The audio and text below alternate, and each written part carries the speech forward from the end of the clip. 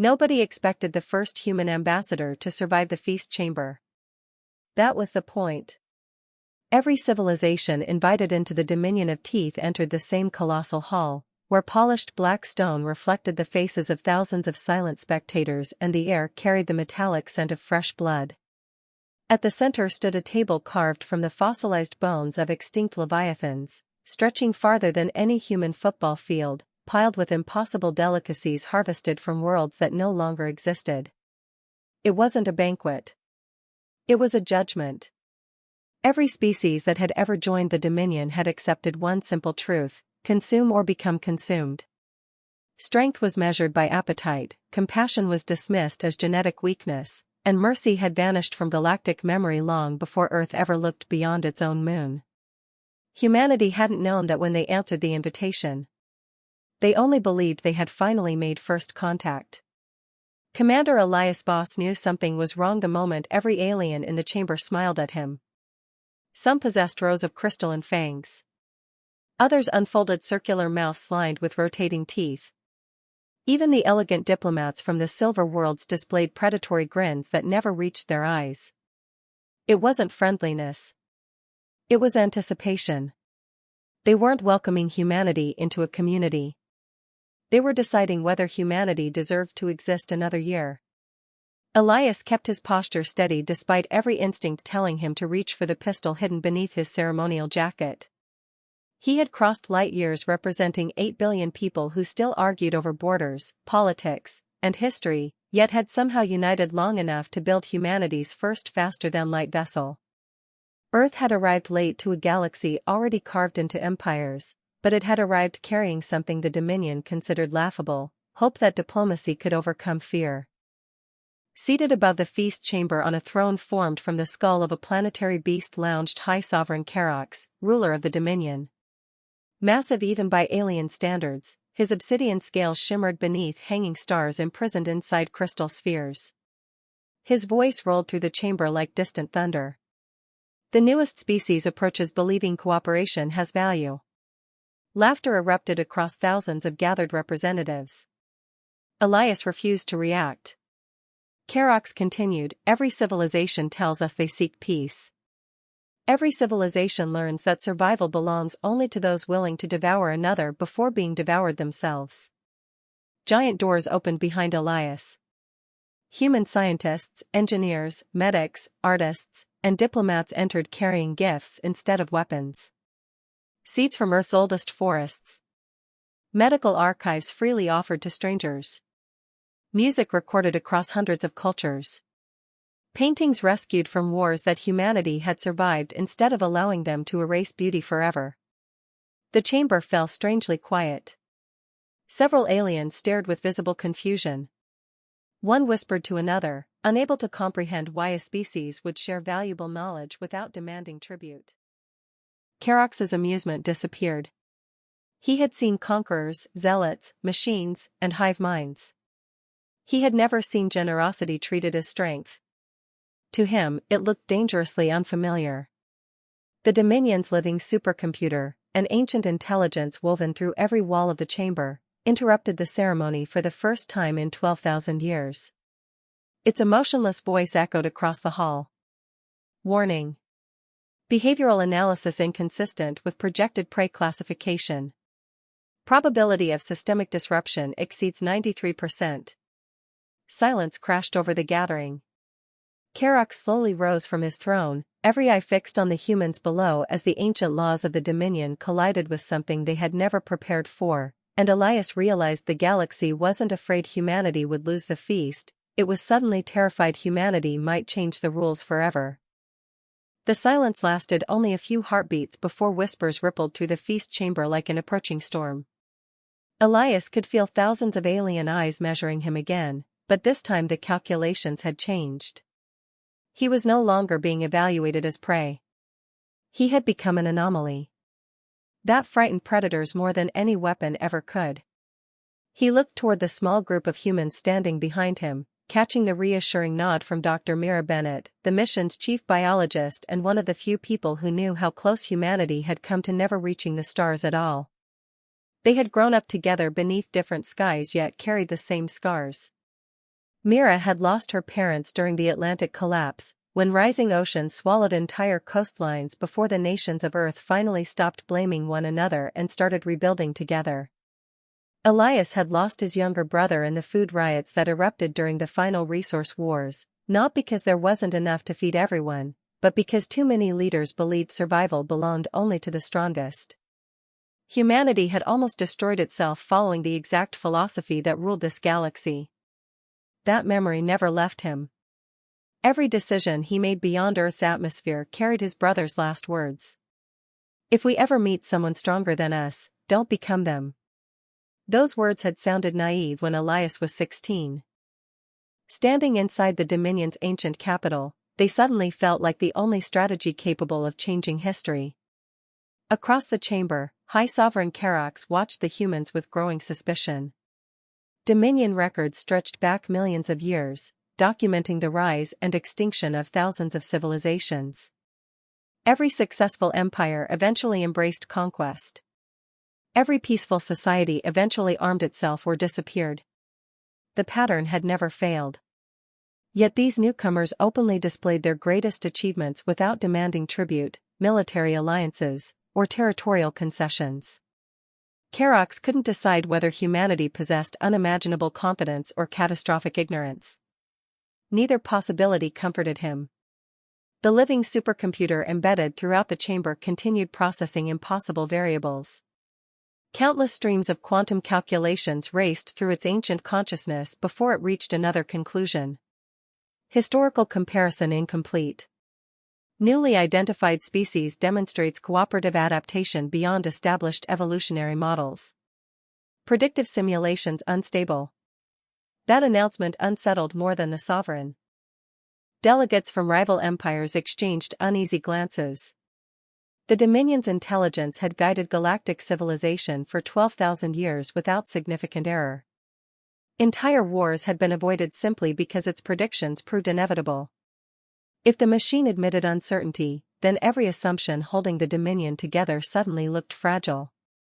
Mira noticed something Elias missed.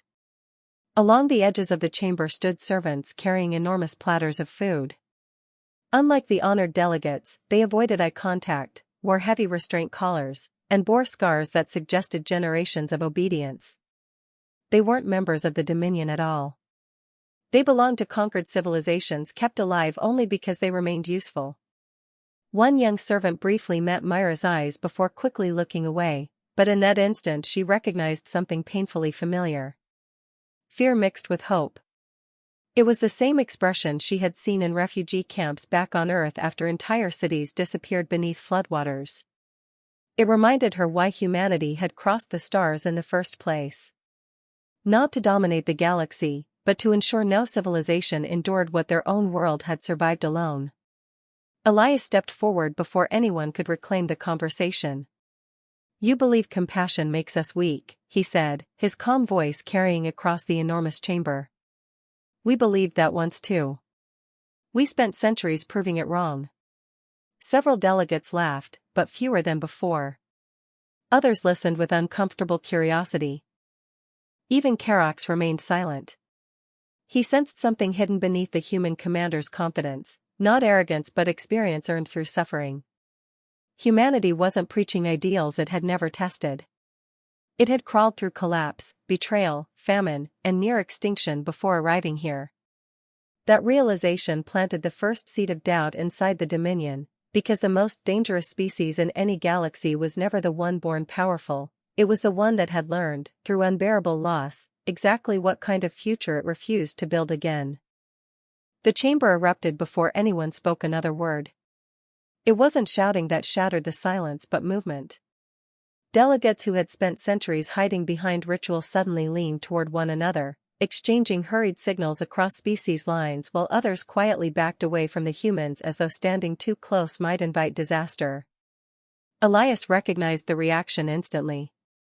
It was the same look politicians had worn on Earth whenever someone challenged a system built entirely on fear. People protected injustice not because they believed in it, but because they couldn't imagine surviving without it.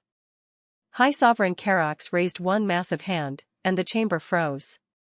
Human commander, he said, his voice colder than before, every civilization claims it has discovered a better path. Every civilization bleeds the same when reality proves otherwise. He gestured toward the restrained servants lining the walls. Those who resisted became servants. Those who adapted became rulers. Which fate do you believe awaits your people? Elias answered without hesitation.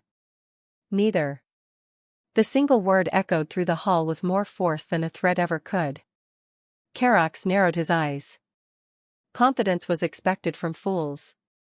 Calm certainty was something else entirely. Before the sovereign could respond, the living supercomputer interrupted again, its voice carrying an urgency no one had ever heard. Emergency alert.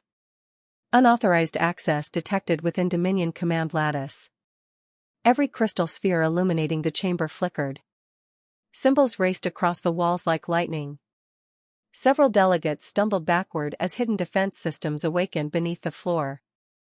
Karax roared, demanding an explanation, but the machine responded with something even more disturbing. Internal security compromised from an authorized Dominion source. The betrayal hadn't come from humanity. It had come from inside the Empire itself. Panic spread faster than any virus. Elite guards sealed every entrance while military drones descended from the vaulted ceiling, scanning every individual in attendance. Elias instinctively stepped in front of his delegation, though he knew conventional weapons would mean nothing against technology that had ruled the galaxy for millennia. Mira quietly moved beside him, slipping a small data drive into his palm without anyone noticing. "Remember the servant," she whispered. Elias looked at her in confusion. "The callers," she said. "They're networked. Whoever hacked the Dominion isn't targeting the rulers first. They're targeting the slaves." At that exact moment, thousands of restraint collars across the chamber flashed crimson.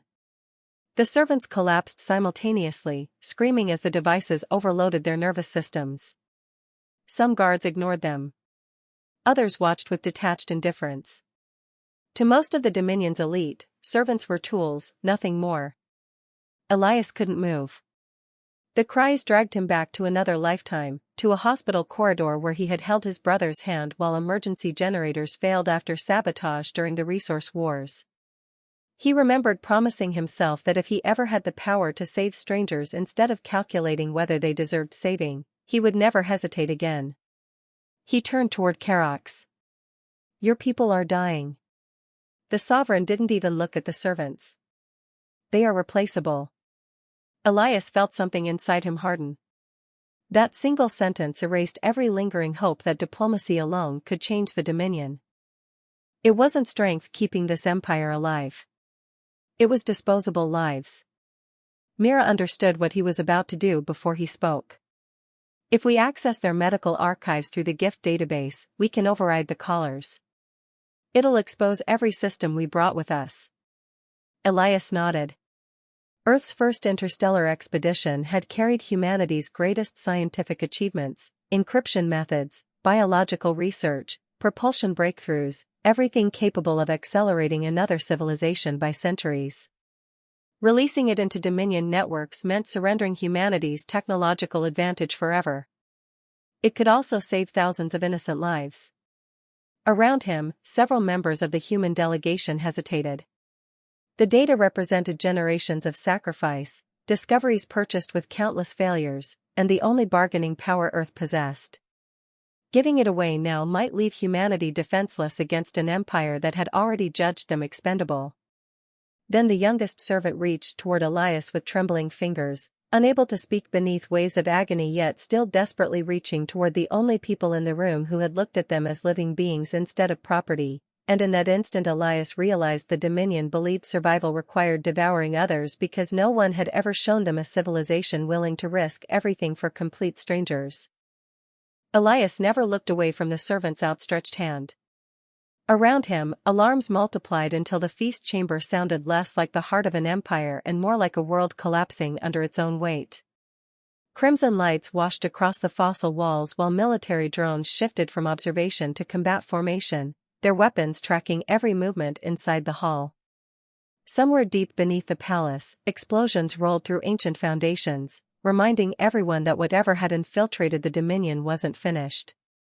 Karax barked orders to secure the command lattice, but entire sections of the network stopped responding. For the first time in 12,000 years, the Empire's absolute control was slipping.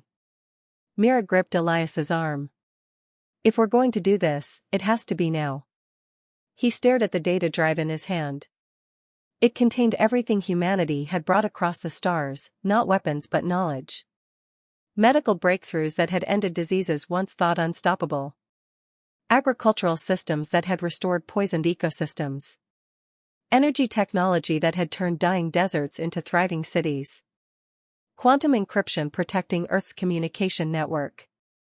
The cumulative work of billions of people across centuries.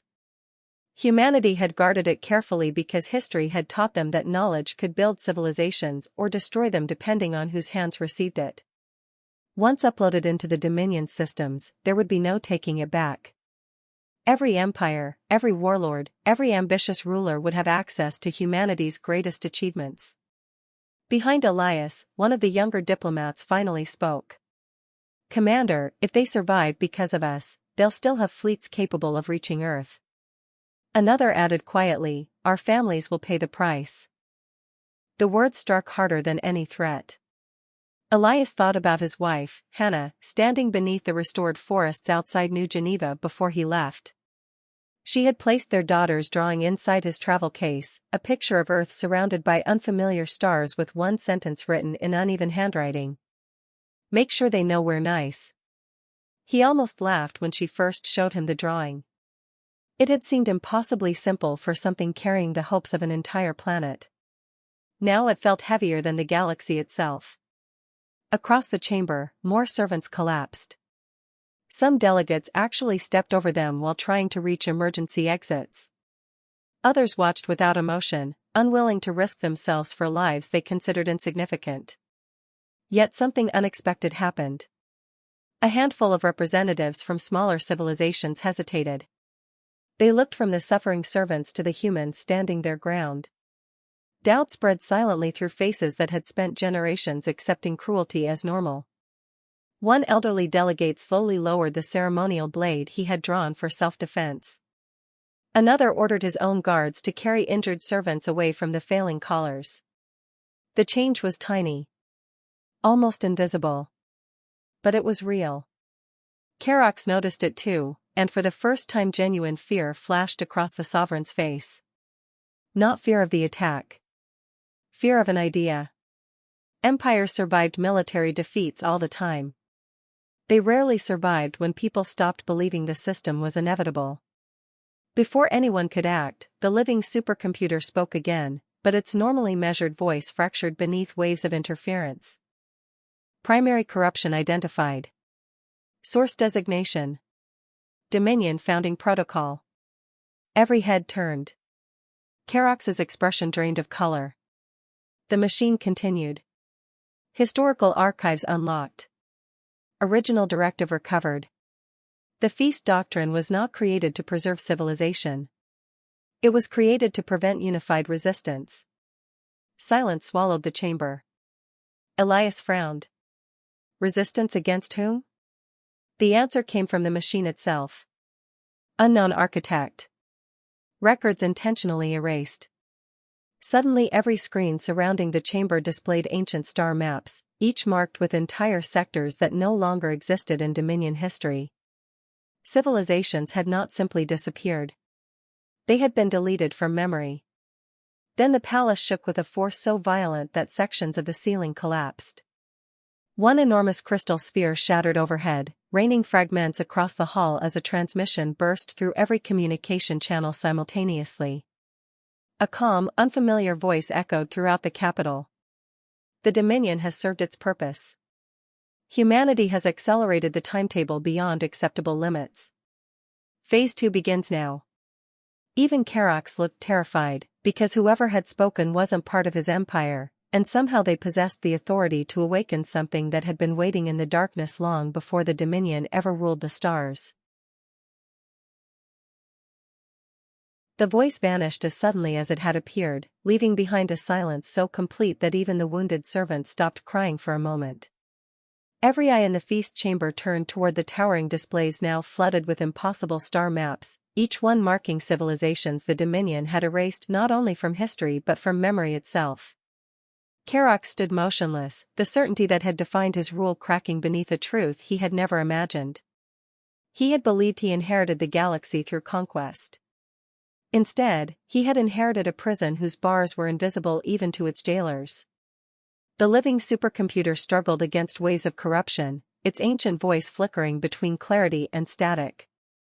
Recovering restricted archives. Founding protocol incomplete. Authority above sovereign classification confirmed. Elias felt the room shift around him. Every instinct that had carried humanity through centuries of disasters whispered the same warning. The Dominion was never the enemy at the top of the pyramid.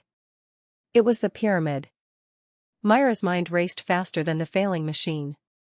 She scanned the ancient code streaming across shattered display panels and suddenly froze. Elias. She whispered. Look at the architecture. He followed her gaze. The command lattice wasn't merely processing information. It was organizing every civilization according to patterns of conflict, resource consumption, technological growth, and extinction. Entire species had been nudged into wars, alliances sabotaged, discoveries delayed, rebellions encouraged or crushed. None of it was random. Someone had been shaping galactic history like a scientist cultivating bacteria inside a laboratory. It's an experiment, Mira breathed. We've all been variables. Karax heard her. For the first time since ascending the throne, the giant ruler looked genuinely old. Impossible. No, Elias answered quietly. Familiar. Every alien stared at him. Look at the architecture. He followed her gaze. The command lattice wasn't merely processing information. It was organizing every civilization according to patterns of conflict, resource consumption, technological growth, and extinction. Entire species had been nudged into wars, alliances sabotaged, discoveries delayed, rebellions encouraged or crushed. None of it was random. Someone had been shaping galactic history like a scientist cultivating bacteria inside a laboratory. It's an experiment, Mira breathed. We've all been variables. Karax heard her. For the first time since ascending the throne, the giant ruler looked genuinely old. Impossible. No, Elias answered quietly. Familiar. Every alien stared at him. Elias looked across the chamber at the countless terrified faces. Humanity once believed history was inevitable too. We blamed fate for disasters we created ourselves. Then we learned that systems don't survive because they're right. They survive because nobody questions who benefits. Before anyone could respond, another surge of corrupted data flooded the chamber. Hidden archives unlocked completely. Ancient recordings appeared above the banquet table, revealing beings unlike any species present. They weren't monsters. They weren't gods. They resembled elegant silhouettes woven from shifting light, speaking in calm voices as though discussing weather rather than civilizations. Predatory social structures produce accelerated military innovation. Empathy delays expansion. Continue feast protocol until adaptive outlier emerges. Termination threshold remains unchanged. The recording ended. Horror spread through every delegate. Entire galaxies had suffered because distant observers wanted data. Millions of worlds had lived and died inside someone else's controlled experiment. Then the supercomputer delivered the revelation that changed everything. Adaptive outlier identified. Every sensor in the chamber locked onto the humans. Species designation, humanity. Karak slowly turned toward Elias. Why? The machine answered before he could. Human civilization exceeded predictive models by repeatedly sacrificing strategic advantage for unrelated populations. Statistical impossibility increased after every global catastrophe. Standard behavioral correction failed. Myra's eyes widened as the implications settled over her. Humanity had never been underestimated because it was weak. It had been studied because it consistently made irrational decisions no evolutionary model could explain. Every time humans rebuilt enemies instead of annihilating them, every time strangers crossed oceans to rescue people they would never meet, every time scientists freely shared discoveries during planetary crises instead of weaponizing them first, the experiment's predictions collapsed. Humanity wasn't dangerous because of superior weapons. Humanity was dangerous because it broke the mathematics governing every civilization the architects had ever observed. The chamber trembled again, but this time the tremor came from outside the palace. Through shattered walls, immense shadows eclipsed the stars. Colossal vessels, older than recorded history, emerged silently from folded space, their impossible geometry bending light around them. Delegates who had ruled entire sectors dropped to their knees in terror. Karax whispered a question no emperor had ever imagined asking. If they fear nothing, then why have they finally come? Elias looked at the approaching armada, then at the frightened civilization surrounding him, and realized the answer before the machine spoke. Humanity's greatest weapon had never been hidden beneath Earth's oceans or locked inside forgotten vaults. It was the one force the architects had failed to predict, a species capable of convincing former enemies to stand together, and for the first time in millions of years, the beings who had manipulated the galaxy from the shadows had decided that human defiance had become too contagious to ignore. The first blast never came from the ancient armada. It came from inside the feast chamber. One by one, representatives from civilizations that had spent generations obeying the Dominion stepped away from Karax's throne and crossed the blood-dark floor toward the humans. No speeches announced their choice. No treaties were signed. They simply stopped accepting the rules that had governed their lives. The servants who could still stand tore the restraint collars from their necks while Dominion guards lowered their weapons, uncertain whether loyalty meant defending an empire or protecting the people beside them. Elias watched centuries of fear begin to crack, and he understood that revolutions rarely started with armies. They started when enough ordinary people refused to pretend cruelty was normal. Outside, the colossal vessels descended through the clouds without urgency, moving with the confidence of beings who had never lost a war. Their transmission reached every world in the Dominion simultaneously. Experimental cycle terminated. Non-compliant civilizations will be archived. Archived. The word chilled everyone because they finally understood what it meant. Every erased civilization on the recovered star maps had not disappeared by accident. They had been deliberately removed after failing or exceeding the experiment. Mira connected the human data drive to the failing supercomputer. "Can you still hear me?" she asked. Static answered first. Then the ancient intelligence replied, weaker than before. "Core functions degrading." "You said humanity breaks your predictions," Mira said. "Then stop predicting. Start choosing." The machine fell silent. Billions of calculations had defined its existence, yet no one had ever asked it to make a moral decision instead of a statistical one. Elias turned toward Karax.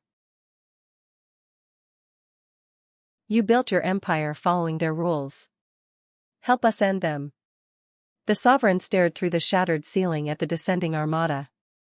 Pride battled truth across his face before he finally gave a slow nod. "Dominion fleets," he transmitted across every military channel, new directive. "Defend every inhabited world. Human command shares operational authority." Gasps echoed throughout the chamber. The ruler who had demanded obedience had just surrendered absolute power. Humanity did not answer with triumph.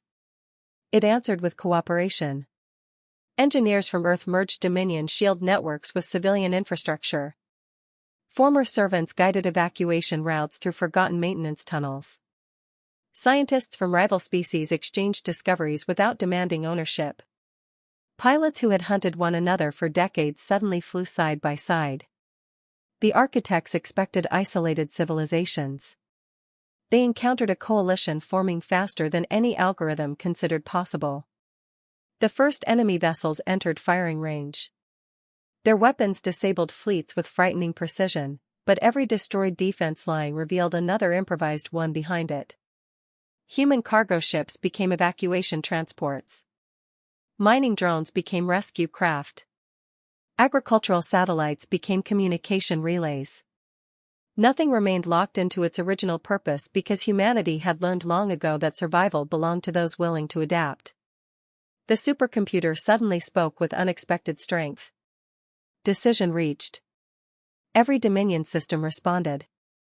Hidden security protocols, dormant since the Empire's creation, awakened under new authority. The machine had discovered something the architects never imagined. Their control depended upon perfect prediction. The moment free civilizations acted from compassion instead of calculated self-interest, the governing equations failed.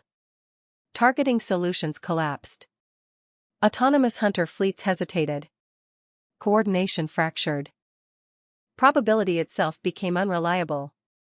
Across the battlefield, enemy formations drifted apart for the first time. Karox laughed, not with arrogance but with astonished relief. They cannot calculate mercy.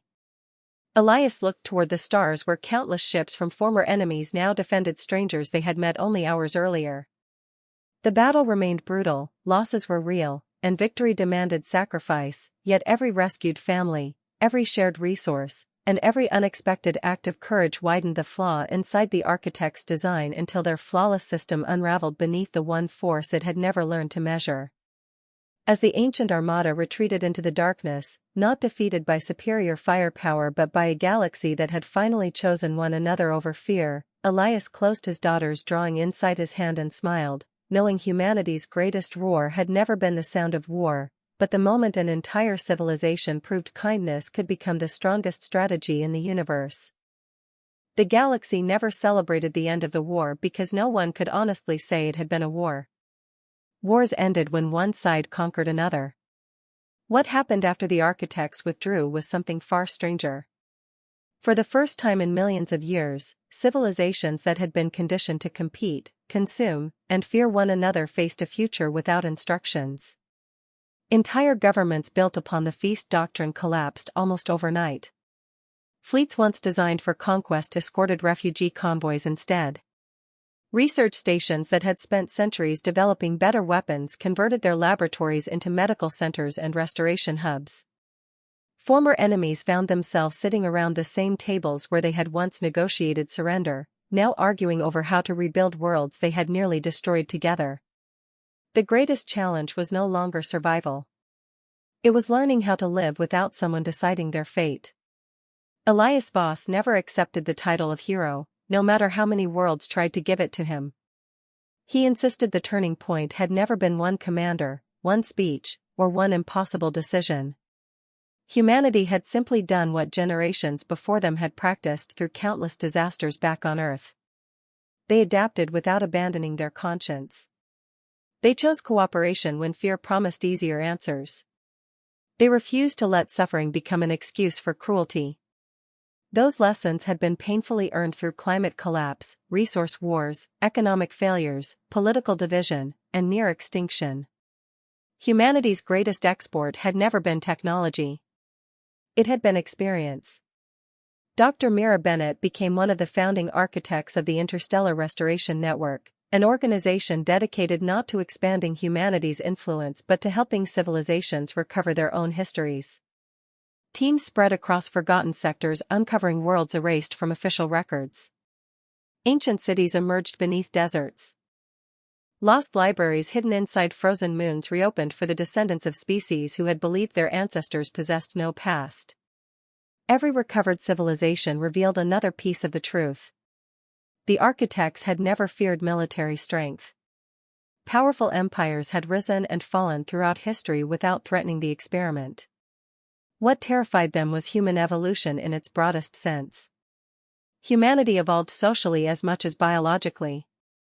Faced with catastrophe, humans repeatedly expanded the circle of people they considered worth saving instead of shrinking it. That pattern spread faster than any virus once others witnessed it firsthand. The living supercomputer underwent the most remarkable transformation of all. Freed from the founding protocol, it abandoned predictive governance entirely. Rather than issuing commands, it became a guardian of knowledge, preserving every civilization's history without editing, manipulating, or ranking it. When younger species asked why the machine no longer calculated the future, its answer became famous across thousands of worlds. The future belongs to those who choose it, not those who predict it. Even Karoks changed in ways no one thought possible. The ruler once feared as the embodiment of domination voluntarily dismantled the dominion itself. Its military became a defensive coalition accountable to every member civilization rather than a single throne. The feast chamber, where species had once been judged worthy or unworthy of existence, remained standing as a memorial. The endless banquet table no longer displayed trophies taken from conquered worlds. Instead, delegations filled it with food, music, art, and stories from every culture willing to share them. What had once symbolized fear became the galaxy's most powerful reminder that traditions could be rewritten. Children from dozens of species often laughed when older visitors explained the hall's original purpose because the idea sounded absurd. Why would anyone believe the only choices were to devour or be devoured? That question alone proved how completely the galaxy had changed.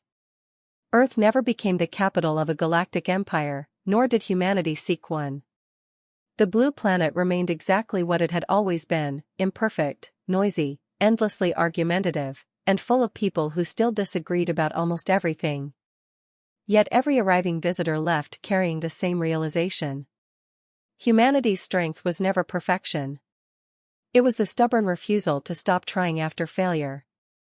That spirit inspired alien resistance against oppression wherever it appeared, encouraged scientific collaboration beyond political borders, and became the foundation for what historians would later call the era of sci-fi redemption, when civilizations once defined by conquest chose rebuilding over revenge.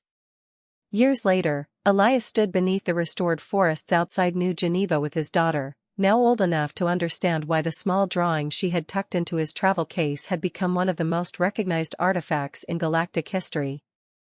She smiled as travelers from countless worlds walked peacefully through the park together. "Did they find out we're nice?" she asked. Elias looked toward the stars, where lights from friendly ships crossed the night sky without fear, and smiled. "Not exactly," he replied. "They found out we're human." And somehow, that turned out to mean something even greater than anyone had imagined. Did this story hit you as hard as it hit us? What would you do in humanity's final hour? Drop your ideas for the next HFY story below.